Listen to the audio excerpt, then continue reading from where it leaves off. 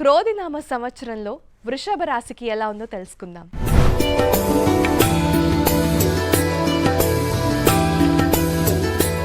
వృషభ రాశి యొక్క ఆదాయం 2, వ్యయం 8, రాజ్యపూజ్యం 7, అవమానం 3.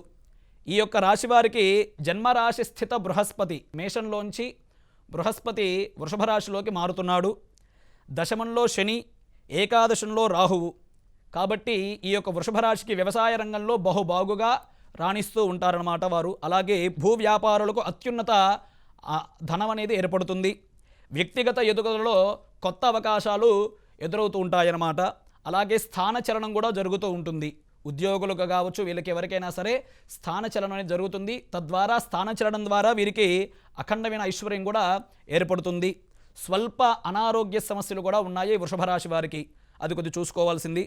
దశమంలో శని సంచారం వలన కేంద్ర రాష్ట్ర ప్రభుత్వ రంగాల వాళ్ళందరికీ కూడా శుభ పరిణామాలు అనేవి ఏర్పడతాయి. అలాగే ఆర్థిక లాభం కూడా వీరికి కలిగి ఉంటుంది. రాజకీయ నాయకులకు అనుకూలంగా ఉండును. ఉన్నత పదవిని కూడా ఈ యొక్క వృషభ రాశి యొక్క వారు పొందుతారన్నమాట రాజకీయ పరంగా.